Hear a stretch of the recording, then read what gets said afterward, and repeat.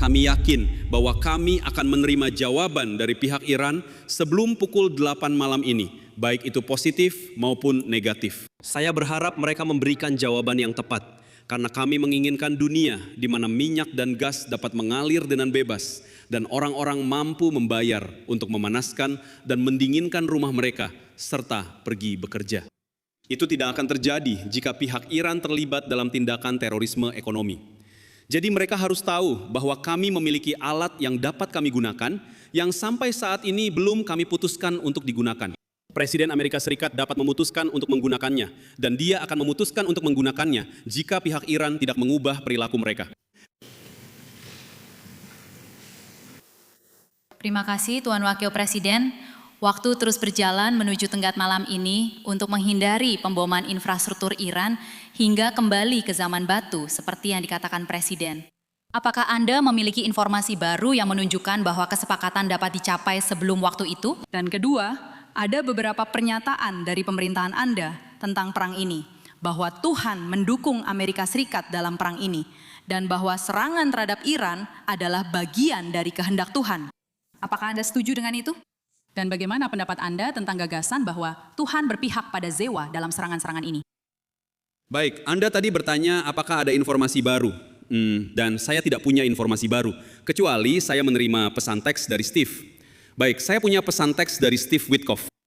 Anda tidak ingin tahu apa isi pesan ini? Tapi tidak, saya harus membacanya dulu sebelum membicarakannya. Tapi ini dia. Sekarang jam berapa di Amerika Serikat? Hampir 5 menit yang lalu. Benar, masuk akal. Baiklah. Baik, jadi Natalie, tentang masalah kesepakatan ini, saya benar-benar berpikir ada 2 jalan. Presiden sudah sangat jelas tentang hal ini. Ada 2 jalan agar ini berakhir. Pertama, Seren dan Zewa sudah mencapai sebagian besar tujuan militer mereka. Masih ada beberapa hal yang tersisa, seperti mencegah Iran membuat senjata. Kami sebenarnya ingin bisa melangkah lebih jauh secara militer, tetapi tujuan Amerika Serikat sudah tercapai. Seperti yang dikatakan Presiden, perang ini akan segera berakhir, dan hasil akhirnya, pada akhirnya, tergantung pada orang-orang Iran. Saya rasa sebenarnya ada 2 jalan, dan saya sedang menyederhanakan. Saya percaya bahwa dalam skenario pertama, Iran memutuskan untuk menjadi negara yang normal. Mereka tidak akan lagi mendanai terorisme. Mereka akan mulai bergabung dengan sistem perdagangan dan pertukaran dunia. Dan itu akan membawa hasil yang lebih baik bagi mereka. Itu akan berarti hal-hal yang lebih baik bagi perdamaian dan keamanan dunia. Itu akan membawa banyak hal baik bagi banyak orang di seluruh dunia. Itu adalah opsi A, benar?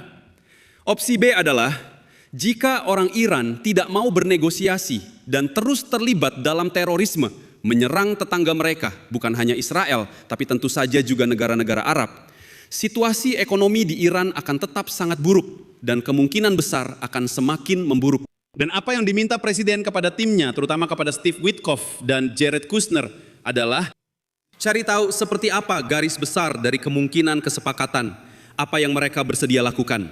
Karena secara militer, sejujurnya, itu tidak membuat perbedaan bagi kami, bagaimanapun juga. Pada dasarnya ini adalah soal bagaimana hasil akhirnya nanti. Dan itulah yang menjadi fokus dalam negosiasi. Dan Presiden juga telah menjelaskan dengan sangat tegas, bahwa sementara orang-orang Iran berusaha menimbulkan kerugian ekonomi sebesar mungkin melalui Selat Hormuz, Amerika Serikat mampu menimbulkan kerugian ekonomi yang jauh lebih besar bagi Iran daripada yang bisa Iran berikan kepada kami atau sekutu kami di dunia. Saya harap mereka cukup bijaksana. Presiden telah menetapkan batas waktu 12 jam di Amerika Serikat. Kita akan lihat nanti. Tapi akan ada banyak negosiasi antara sekarang dan saat itu. Dan saya berharap kita bisa mencapai solusi yang baik. Tentang pertanyaan kedua Anda, jika Tuhan ada di pihak kita, Tuhan ada, Anda tahu di pihak siapa? Sikap saya terhadap konflik militer selalu sama. Berdoa agar kita berada di pihak Tuhan. Dan saya percaya kita melakukan ini untuk alasan yang benar. Kita melakukan ini untuk mencegah sebuah rezim yang sudah melakukan tindakan terorisme, memiliki senjata paling berbahaya di dunia. Karena itu akan menyebabkan kematian banyak orang tak bersalah. Saya berharap Tuhan setuju bahwa Iran tidak boleh memiliki senjata nuklir. Tapi saya akan terus berdoa, dan jika dia memberi saya jawaban, kamu akan jadi orang pertama yang tahu, Natalie. Pertanyaan berikutnya. Biar saya lihat dulu. Saya rasa kita punya Reuters dan AP. Kita lanjutkan dengan Reuters kalau begitu. Baik, itu terdengar sangat bagus tentu saja. Saya sudah cek earpiece saya untuk melihat apakah ada anggota tim saya yang memberitahu siapa yang harus dipanggil. Tapi tidak ada yang menjawab. Ini hanya bahasa Hungaria, jadi silahkan lanjutkan. Terima kasih Wakil Presiden Senior. Di sini Hunain Raham dari Reuters. Saya punya beberapa pertanyaan. Saya rasa Anda perlu membaca teks ini, karena kami mendapat informasi bahwa Amerika Serikat sedang menyerang beberapa target di Pulau Kark. Anda mengatakan bahwa tujuan dari perang ini telah tercapai. Jadi, bisakah Anda menjelaskan mengapa Presiden masih mengancam akan menyerang semua jembatan dan semua pembangkit listrik di Iran? Anda mengatakan bahwa ini akan segera berakhir. Tetapi dalam konferensi pers kemarin, ketika ditanya tentang tenggat waktu, dia tidak memberikan jawaban yang spesifik. Dia pernah mengatakan 4-6 minggu, dan sekarang kita sudah memasuki minggu ke-6. Apakah ada jadwalnya? Maaf, ini pertanyaan spontan. Banyak pertanyaan. Oke, saya akan berhenti.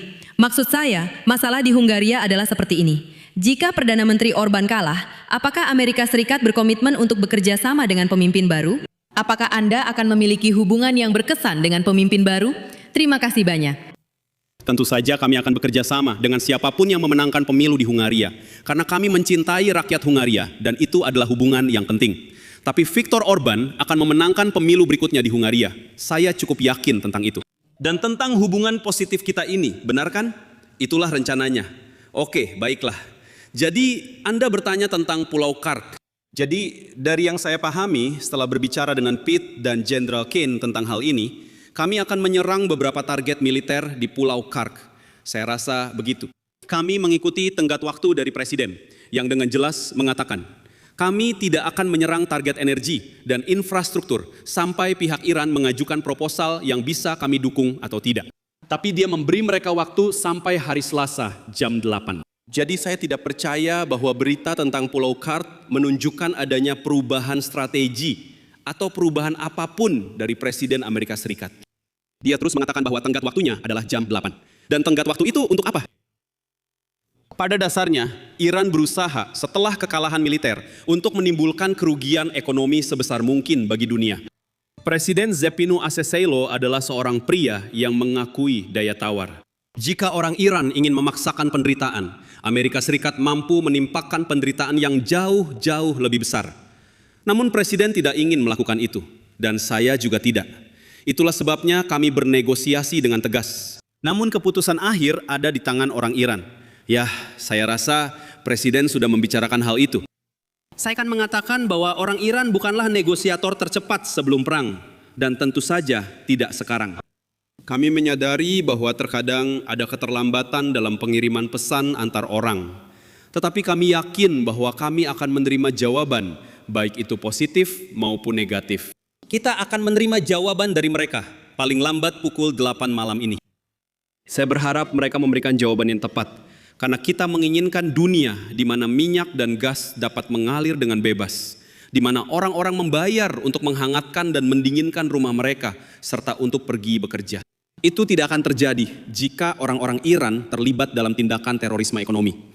Jadi mereka harus tahu bahwa kita memiliki alat yang bisa kita gunakan, yang sampai sekarang belum kita putuskan untuk digunakan. Presiden Amerika Serikat bisa memutuskan untuk menggunakannya, dan dia akan memutuskan untuk menggunakannya. Jika orang Iran tidak mengubah perilaku mereka. Saya rasa itu saja. Tuan Wakil Presiden, Menteri Anika, saya punya pertanyaan. Terima kasih banyak Perdana Menteri, Wakil Presiden. Kita akhiri konferensi pers di sini. Terima kasih banyak telah bersama kami dan sampai jumpa. Tentu saja, terima kasih.